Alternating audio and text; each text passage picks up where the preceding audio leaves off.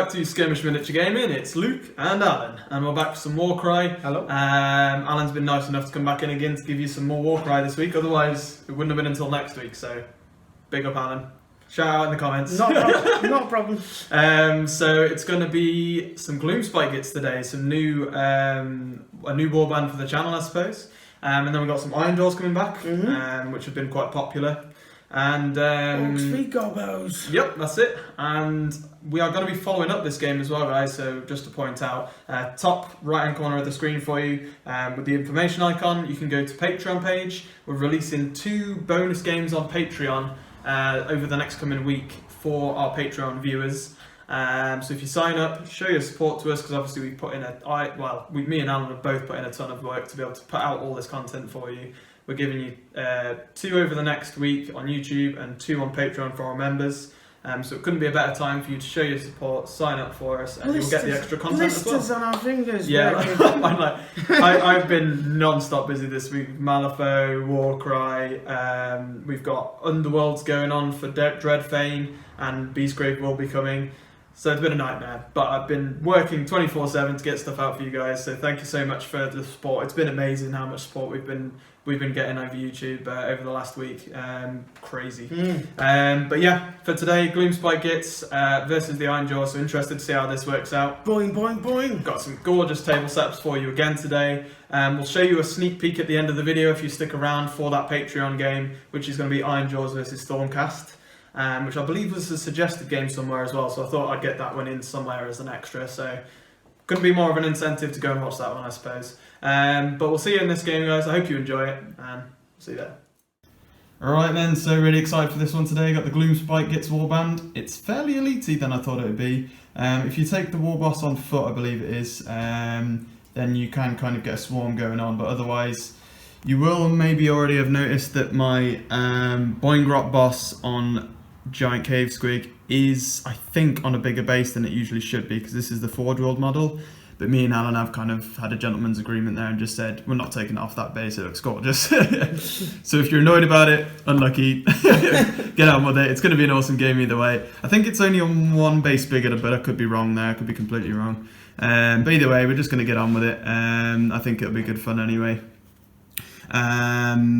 Then we've got the Pack Master, or should I say the Squig Herder, who's going to be controlling hopefully 4 squigs. And then we've got just 2 archers. So it's actually way more elite than I thought Gloomspite would be, and you said the same, didn't you, Alan? Yeah, I was surprised. But then this guy's, I suppose, quite expensive. Some of the singular, like the squigs are expensive, they're like 120 points each. But that comes to 1,000 bang on for me. I think Alan's does as well for his Ironjawz. Right, and otherwise, after showing you the warband, I've got dagger, shield, and hammer there.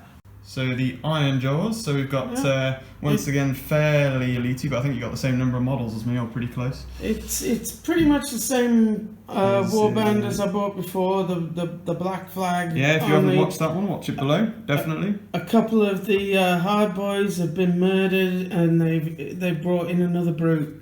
So I'm gonna try it with another brute and see if it's worth sacrificing. Do you want to take people through it anyway, from the left to right? 2 hard boys, yeah. So I think I'm gonna make this my dagger. Okay, yeah. So these 2 are your dagger. Yep. So there's a guy with a big chopper. There's a guy who I'm proxying for a shield again. But yeah, if you watch the last game, just standard barrier is a shield. But it looks cool to have the flag in there. Yeah. And that's your leader. And that's my leader. Big guy who I know after last time is pretty nasty. Yeah, he's the one, he's called Boss Chopper. He's the leader of Boss Chopper. And then there's the new boy who's just joined the band, a brute with Gore Chopper. Nice. Who's pretty much got the same stats as the leader, only 10 hit points less. Okay. So I'm hoping he's going to do some work. Definitely. And then on the next right, in the brute with Jagged Gore Hacker, and an ordinary hard boy with Chopper and Smasher. So that's going to be your hammer. That's going to be my hammer, shield, dagger. Okay.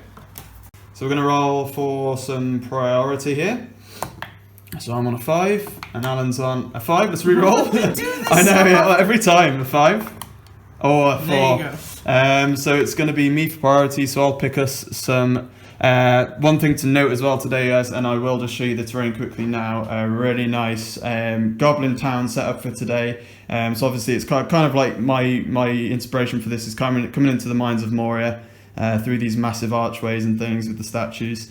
And then you've kind of got your platforms with your rock tops.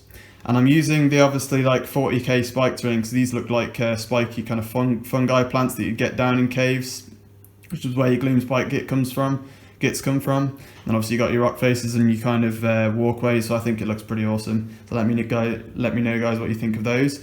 These rock faces and things, and this is actually an archway here. That's all from Urbanmatz terrain. He does some really nice stuff over there, so go and check out Matt's stuff. I'll leave a link in the description for that. And this mat is from Deepcut Studios, which is a nice kind of gloomy underground sort of Mines Moria type map, I suppose. So loving that as well. But what we'll do is flip some cards here. So I've got Death Spiral. Oh my god. Victory Condition is the Raid. Oh, we gotta love that, using orcs and goblins. And the twist is Rainstorm of Gairan. That could not be more perfect. Right then, so obviously these are what we flipped. Death Spiral is the deployment type, and I won the priority role, so I've picked to be blue. All of the detachments that aren't shields come in round 2, or shields start on the battlefield, which is I think what both of our leaders are in. So what me and Al are going to do now is I'm going to deploy my shield, since I've got priority, on this dice within 3 inches, and he will do it on that side, and then I think we will be getting into explaining the victory condition and the twist here today. Right then, so deployment, well at least for the shields anyway, you can see my squig hopper is there, and then I've got the one lonely squig at the back there under the ruins, pouring out of every orifice of this of these mines, and then the 2 big Ironjawz, got the Gore Hacker, is it, on the bottom there, and then there's the big leader on the top, waving his axe around. So, victory condition for today is the Raid. Move swift and let the fires of the gods engulf your foes. Which is going to be Gorka and Morka, I think. So one of us is going to be attacker, one of us is going to be defender. The defender places 6 objectives, no more than 4 inches from each other, and no more than 4 inches from the edge of the battlefield. So your generic objective placement. And then the attacker, basically, at the end of each turn, if they control an objective, they can choose to burn it. And remove it from play. The twist is Rainstorm of Gairan, which suits this down to the ground, because obviously we're in, probably are in Gairan, it's very beastly. So all fighters can use the following ability. On a double, Healing Rains, remove a number of damage points allocated to this fighter. So it's like Respite, but for a double rather than a triple. So, and any of us can use that ability, so that's pretty cool. I do like that indeed. So what we're probably going to say is, I reckon we'll do a roll-off now for the victory condition, and just we'll see who's attacker, who's defender. Okay, a 3, and you get a 5, so you can choose whether you want to attack or defend on. Right, so Alan won the priority roll and he's decided to defend, because what we have actually read is that it's an objective, so I'm pretty sure you can only actually burn 1 per round, which I think is going to be very hard. I think Alan's realised that, so gone for defence, which in a thematic thing will say that the Ironjawz have taken a camp when raiding through the Gloomspite Gitz mines, and the Gloomspite Gitz have got to take back the camp. And so he's got to defend the camp that he's taken, which is very thematic because the big last leader holding a Chaos Head is right on the middle of that rock in the middle of all of the objectives. So they can't be within 4 inches of each other and can't be within 4 inches of the edge of the battlefield, so they're just about 4 inches apart, centre to centre there, because you do measure to the centre of the objectives in Warcry within 3 inches, I believe. And then obviously we're going to go now, I think, into an initiative roll. 6 of them, Yeah, so 6 initiative dice, here we go. First initiative roll. I'm missing a dice. So that is, oh my god, a quad 4 and a 1 and a 3. Wow. Okay, and for the Ironjawz, double 4, double 3, and a 2 and a 5. So we've both got 2 singles right now. So now we'll roll off for initiative. Ironjawz are getting a 4, and I'm getting a 4, of course. We always draw on the first roll if any of you watch this channel. So I win that on a 4. So I currently have initiative, so if Alan wants to seize the initiative, he has to place one more dice than me. One thing we did get wrong in the first few games is that you can't ever roll off more than once, essentially. So if we were to both place a third single now, and I have the initiative, so I have to choose my wild dice first. If I was to place another single with the wild dice and Alan was to do the same, I'd still be winning the initiative because we only ever roll off once. I'm going to make a double 3 with mine and let Alan get away with initiative, possibly. I'm going to bank mine. I'm going to bank yours, and then we'll go into essentially your initiative, Al, because you do have 2 singles here and I only have the 1. So you're going to burn a double? I'm going to burn a double. I'm probably not even going to use all the movement, but... So you're using rush, yeah? Yeah. But I'm just going to do that. Okay, so is it Gore Hacker? Gore Chopper. Gore Chopper. Pushed forward and spent the double to get that extra bit of movement to make sure you got on in front of that objective. The other thing that we've just had to have a look up in the rule book, there is nothing I can see based on verticality of objective tokens. So, as in kill team, you only have to be within 3 inches horizontally, so the height doesn't matter. Whereas in this game, it doesn't say anything about verticality, so I'm guessing that we have to be right up underneath the objective and count that 3 inches height. I honestly don't know. I'd rather give myself the disadvantage without knowing and say that I have to count the verticality, and then if people tell us that we've done it wrong and it's just 3 inches horizontally, the next time we can apply that. But I don't want to do that this time because there's no wording I can see so far in the rule book under objectives or anything like that that would suggest it.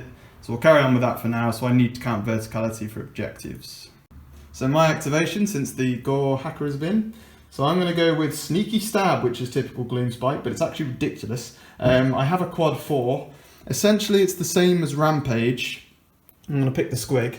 I get an extra movement, an extra attack action, and all of my hit points and critical points from that attack action gain the value of the ability, which is ridiculous. So basically it's Rampage, but I get the extra value on each of my attack dice. He's a bitey squig. He is, he really is. So he's moving his bonus 4 inches, which is just to the edge there. Then he will get a bonus attack action into the hacker. This is by spending my quad 4. He will get the value of 4 added to every hit and critical hit. So strength 5, toughness 5, so 4s for me with the squiggly. And it's 4 attacks, and obviously I do add onto the damage of this. Oh, there's 2 crits in there as well. I think he might almost be toast already. Let me check this. Right, so I got 2 crits and a hit. That means base damage was 10, but then for each hit and crit I roll, I add 4. Because that was the value on the dice. Imagine if that was 6, that'd be incredible. That's sick. It's ridiculous, that is. Yeah, it's pretty awesome. I mean, quad should be good, but that is probably one of the best I've seen so far. And that's an extra 12 damage for the value. I mean, I did need 4, so I rolled incredibly well still. With 4 dice, but it is strong. And I did 22 damage, and that means you're down to 3 health. So he's only just alive there, and I've technically got 2 attack actions. That was a bonus. Man. That was 1 bonus ability. Brutal. Yeah. So 1 more normal attack action, then he's got an action left.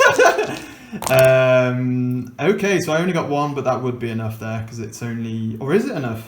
So that would be 2 points of damage for a normal roll, and then I've got 1 attack left, which is perfect for 2 points. Good wow, God. That squig just had a massive meal. He's got a massive orc in his belly. He's just this fat squig, like dinging around the battlefield, like ooh.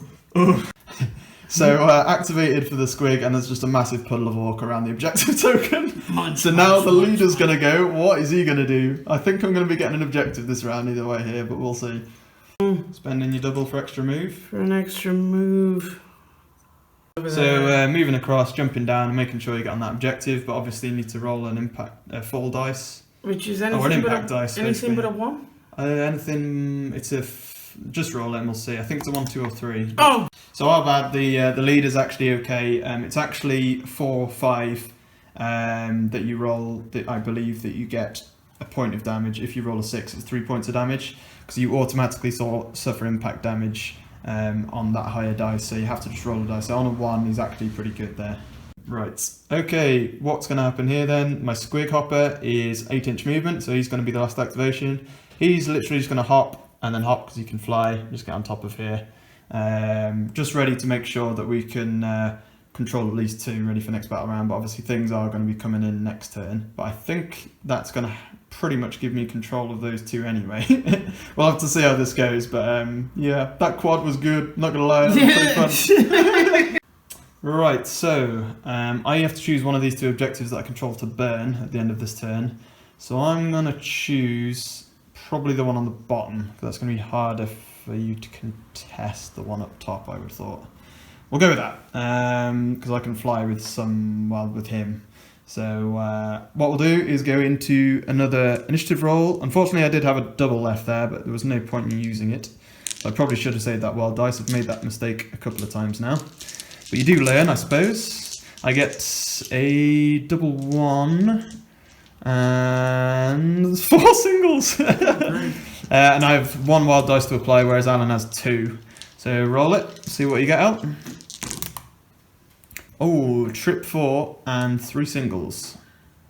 Right, so it's my initiative. I'm going to turn that that 5, sorry, into a double 5. There we go. And then it's going to be Al's choice to use his 2 wild dice if he wants to use both. He might not want to.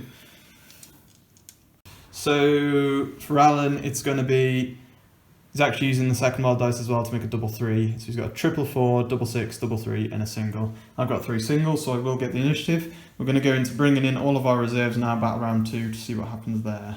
So with reserves, I will be setting up both of my battle groups in one go, then Alan will be setting up both of his. Right then, so reserves have been set up. Orcs are coming in along this right hand flank here. I've come in from this centre point here within 3 inches with my squigs in the herder. We've got the banner bearer coming in over here from the middle there, and on this flank here down to the middle I've come in as well with my 2 archers and my pumpkin squig. So we're going to, the other thing we've got to mention is that objectives in Warcry, it is within 3 inches of the centre of the marker, by the way folks, but also if at the end of a battle round you control an objective, you hold it, you then hold that for the rest of the battle until someone else takes control of that objective. So it's with the 2 of us here at the moment, we can leave those objectives behind if we wish to and keep control of them, and I could burn one of them at the end if I hold it, so that's one thing worth noting there. Alright then, so I get first initiative choice here. I'm actually going to go with my pumpkin, number 1. 4 inches to the edge of the rock, it's 3 inches to get to the top, and I can move an inch across there because he's got 4 inches for 2 lots of movement. So he will currently control that objective until the end, at the end of the battle round if nobody contests that. Spending your double 3, yeah? Yeah. Activating your leader. And because I'm within 6 inches of the squiggly, he can do a charge. And he is the closest visible model, guys. He's within 6 inches. And last time I screwed this up and I moved in the full 6 inches, it's just a bonus move, which is only 3 inches. You don't move 6 inches, it's just you can activate the ability if you're within 6. So and then you get that bonus move for your double 3. That's my bonus move. You still control that objective for now. Yeah. And then you're going to do... And then I'll do an ordinary move. Just around the corner. To get into there. And then you're going to do an attack And then action. an attack on the squig. On the squiggly, okay. So 3 dice on 3s because you're strength 6 on toughness 4. Oh. So no, not so good really. Only the 1, which is going to be 3 damage. 3 damage. So in my activation, I'm going to activate the squig here. He's going to disengage 3 inches to there, and then move 4 inches across the spikes here to definitely be within that objective. But I will move through the middle of the spikes, which means I will suffer impact damage. Same as Alan did, because I could get caught on the spikes with my squig and I could pop like a balloon. So it's going to be on a 4 or a 5 or a 6. But he's okay, he survives the spikes. He jumps straight through it like a little... He squishes down to the size of a little whoopee cushion after it's been burst. I'm going to spend my double. You're going to spend your double 6, yeah? Yeah. To do rush. So you get an extra inch to gives movement me for a 4. whopping great 4-inch movement. And then you're going to go another 4 around the corner to get on that objective, yeah? Yes, indeedy. Yeah, no worries. And pushing around the corner with the spikes just to get onto that objective there. Okay. So currently contesting it again, which is pretty good. So the squig here is going to go, I'm just going to double move for 8 inches and get right under this objective here. Okay, so squiggly here, he's got, I'm going to use my double 1 for rush, so I'm getting 5-inch movement per movement. I'm going to make 2 moves, so 1 to the edge of the rocks there for 4 inches, 1 inch for my first move to get onto, technically I can't get on that ledge, but if you climb, I can use the movement. So we'll go 3 inches up and 1 inch across just to get onto the objective there. There we go. Okay. I'm gonna use my triple as a double. For some movement, yeah. Just get the double Get him up move. there. It's the only thing you can't use charge, I guess, is it? Until you have the within range with the 6. So, but yeah, so double move for 8 inches straight down the flank behind the arch rock there, and then it's my activation again here for Gloomspite. So I'm going to activate my other pumpkin, and he's just going to double move just to definitely get within 3 inches of the centre of that objective to hopefully hold that at the end. No extra movement, so a double move is just 6 inches, which will only Just take bring him him up to just there. an inch behind the other one. Okay, the orcs are doing the best they can here. They're a bit slow to obviously get around for objectives. Okay, we're being typical wimpy grots here, and I'm going to fall back 3 inches here with my squig herder to here, and then he's going to push 4 through the middle of the spikes here onto the other side to contest that as well. Damn you! But I could suffer impact damage again there, but knowing my grot look so far, I'll probably get away with it. So is it going to be a skewered squig herder? He's fine! Of course he is! So I do now help control that again now for the end, unless anything changes, which I think could happen. But so now it is back onto the Ironjawz. Okay, so it's going to push to the other side there. And then a second movement just to get up next to the ladders there. But there's steps there, I guess. There we go. Moving as fast as they can, bless them. They're all knackered. All you can hear across the map is just Ironjawz like grunting and like, oh my god. Right then, so I'm going to activate one of my little red cap here, is his name. And he's going to shoot with his bow twice into this front orc here. So 2 shots, strength 3, toughness 4, or maybe even 5 there, which means it's going to be definitely 5s anyway. And yeah, I get 1 crit with an arrow, which is actually 3 damage. Yeah, it's actually 3 damage for a critical arrow, so that's pretty good. And then a second shot is just a normal hit, which is 1 damage, so he suffered 4 in total there. So I've only got 2 left here. It's the bowman there and my squig bounder. So it's going to be, I'm going to push slightly back here because my arrow's within minimum range, so I use a movement, and then second action is just going to be 2 shots with the bow again into the same one, which will miss. And then it's just the squig bounder left. So the bounder is going to do an 8-inch jump because he just bounces. He'll just jump down there, tie you within an inch, and then I'm going to spend my double 5 on onslaught to get an extra attack with him for my second action to attack you there. So I'm 5 attacks now because I used onslaught with my double 5, or yeah, double 5, and then it's going to be strength 5, toughness 4, so it's going to be 3s. Oh, I don't get a crit, but I do get 3 pluses, which is going to be 6 damage. It takes him to 10 damage, so he's only got the 5 wounds remaining, so it's not good going for the Ironjawz. We'll go into the end of the turn here and work out what's going on. So logically, at the end of this turn, I've gained control of this because I have 2 within, and Alan only has the 1. I pretty much am gaining control over the objective. You could probably see the way the game was going anyway. I'm very fast, so yeah. And after that quad, that was. I mean, I don't think the quad really changed the battle. It's just that Ironjawz is slow. To be honest. It was just quite an amusing thing to happen. But I am going to burn this one. It makes sense for me to control the high ground there. Right, so at the end of the second battle round, I have burnt 2 so far. I only have to burn 1 more in the next battle round, which me and Alan have already pretty much figured out is probably going to happen for me, but you never know. So what we're going to do here is just go on to a roll-off for initiative for the last battle round here. So it's a double 6 for me and 4 singles. I like my single, don't I? To be fair. There we go. I've got 1 wild dice and so have you. And you're getting double 1 and 4 singles actually. So both the same except for my double was complete contrast. We're rolling off here because we've both got the same number of singles for who has initiative. I get a 2, Alan gets a 2, of course. A 6 and a 4. So I get initiative, so I have to choose my wild dice first here. So for fun, I'm going to make a triple 6 here and try to go for bowing at some point. And then what we'll do is... Actually, does that make... I'm actually going to change mine, guys. I'm going to go with a double 5, so I don't know if that changes what Al wants to do or not. So I've got 3 singles now. So I've got a double 6 and a double 5. I'm just going to Make another double. Yeah, so I'm going to keep the initiative there, which means that, because I've only got 2 singles, no, 3, you got 3 singles 3 actually, singles. which means I will still keep it, because I have the same number as you, and I had initiative. So it's going to be double 5, double 1 for you, yeah? And then I will have the initiative. There's no reserves to bring in this battle round, it's just going to be a fight out now, I think. Right, so first move for me, the squig. It's 4-inch horizontal, which means you can jump horizontally and just land, and it's 4 inches to perfectly drop me there. And then he'll get an attack action. So the squig jumping off and into the back there. Impact damage could be suffered. I suffer 1 damage, and then I'll get my attack action. So the squig's going to get his attack. I'm going to spend my double 5 to use backstabbing mob, which means if I'm within an inch of a friendly fighter and I'm attacking my opponent, I get +1 strength and +1 attack for a double.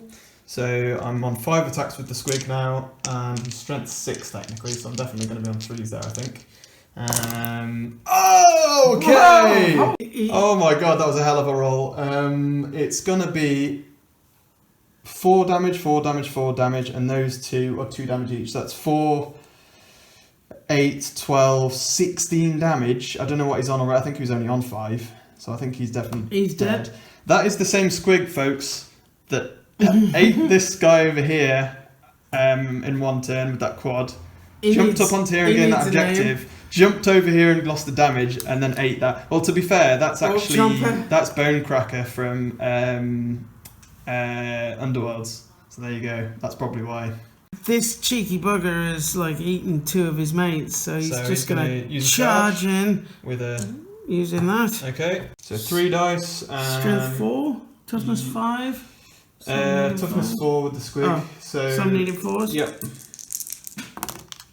You get 1 4, which is on a 5, and then it's going to be second attack. You might as well do that. So that's 1 damage.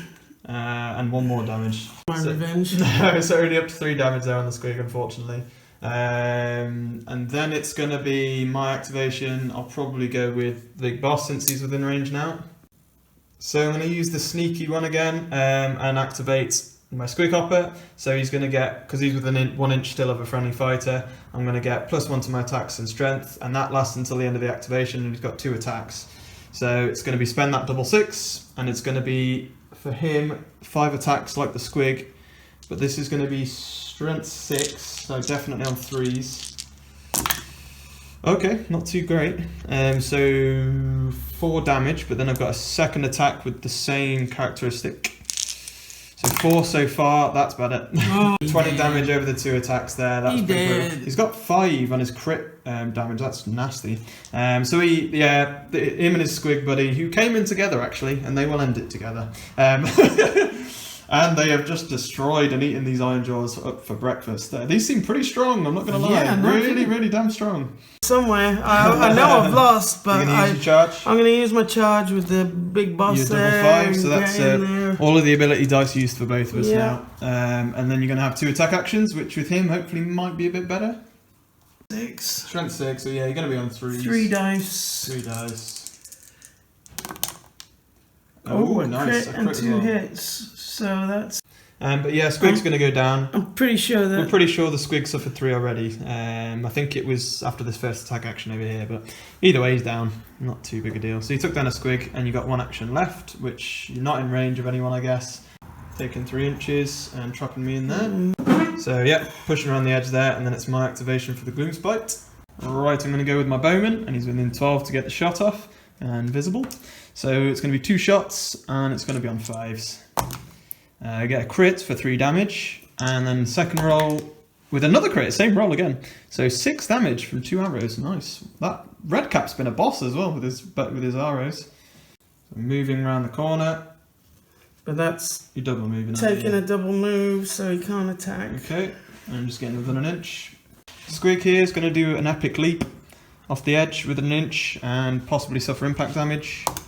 He does for 1 damage. And then he'll get an attack for 4 dice on... It's going to be toughness 5 with him. So yeah, he's toughness 5, which is going to be 4s, because I'm strength 5. Oh, a crit and 2 hits. 8 damage in total from the squig, with 1 attack there, that was nasty, into the leader. And then the only one left for Alan is here, so I'm guessing push in and attack. Yeah. Yeah, might as well do that. So he's pushing in with a move. Second action is going to be an attack into my herder. So it's going to be 3 attacks and strength 5. So you're looking at 3s. 2 hits for 4 damage. 4 damage. So he loses 4 and he's down to half health on 4 health left. So it's unfortunate he didn't get taken down in the end, really. And the only ones left to finish up on here are my other archer, and my squig. So the archer at the back here, he's going to push 4 across the back here, and then he's just got essentially 12-inch range there. So he's going to go into the leader with his 2 shots for nothing. Double 1, snake eyes. And then my last one is the squig, which I'm not even going to bother moving him because he's not going to get in anywhere. So that is going to be the end of the battle. I lost the squig in the end. Al lost the surprising bit. Obviously, one was due to the quad at the start, to be fair.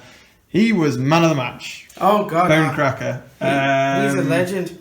That was really fun to watch. I mean, even if I'm going to be honest, because squigs and things are so funny to watch, I think even if I was on the receiving end of that, I would have found that amusing. He's now looking like a space hopper because he's got he's got two massive orcs in either side of his belly, like a big hamster.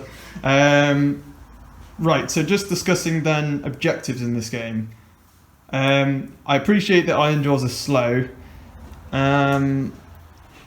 so it would have been hard anyway, to be honest, to pull this off. And if anybody watched, obviously, when I had to track down as the attacker you last time, and I had to track down your whole shield contingent, that was with Nighthaunt, who can fly and are quite quick, and I couldn't really track you down within time. I appreciate that Warcry is meant to be quite a quick game, but some of the objectives as the attacker do seem very difficult, to be honest. And sometimes when you're defending, it seems the opposite again. It seems very, very difficult. Obviously, we weren't sure about the objectives, folks, as to whether verticality counts or not. We're not sure about that one, but if people will let us know kindly in the comments, then obviously we can change for next time. But what do you think, Al, in terms of, would you have done anything different to try and stop it? Like maybe placement of objectives? Or do you reckon there wasn't too much you could really have done? I maybe would have switched up and not been the defender. Right. Yeah. I mean, when we first looked at it, we both thought defending. Yeah. Thought, that might be easier. And as it turned out, it really wasn't, was it? It didn't really work out for me. No. So, but I mean, yeah. So that was definitely one thing. Still fun. Oh yeah. I mean, yeah, it was good fun just to see that quad thing happen was just ridiculous. To see the power of the Gloomspite there. Obviously, it got quite a lot of movement, and now you only use one squig hopper there as well. So, so I suppose if you use the couple, it could get pretty crazy, just hopping everywhere around the board. But Gloomspite, just from the off, seem pretty strong. They seem pretty strong. They seem pretty survivable for what they are. And they seem pretty, they can put out a lot of damage. Like the squigs are 120 points, and the squigs were putting out crazy, crazy damage. So that's definitely something to keep an eye on. Bone Crusher's a legend. Yeah. Yeah, I thought they looked good on paper, but I was kind of took my breath away. Took your breath away how good they actually were. Yeah, I don't blame you. Yeah, I agree with that. But yeah, I hope you guys loved the table setup today. Very thematic. Obviously, the mix of cards can always change things up. But one thing we need to make to point out is that following this game, the Ironjawz will have another chance. So if you're an Ironjawz fan, be sure to check that out. If you check it out in the top right hand corner of your screen on the information icon here, then you can sign up to our Patreon page and support us as a channel. And we're releasing over the next week 2 exclusive battle reports for Warcry, one today and one midweek. And then the other game with the Ironjawz we're going to have now that you can watch, as I say, if you follow that link, is Stormcast versus Ironjawz. So if you're a Stormcast fan as well, be sure to sign up and you can check that out. And we'll be having a big discussion after that game again about the Ironjawz. But yeah, so good game again, and obviously we'll both, Alan will get to try out the Ironjawz again now, and I'll get to throw in the Stormcast again as well, so I'm super excited about that. Ante up on Patreon for that. But until next time, I hope you enjoyed that, guys, and happy skirmishing.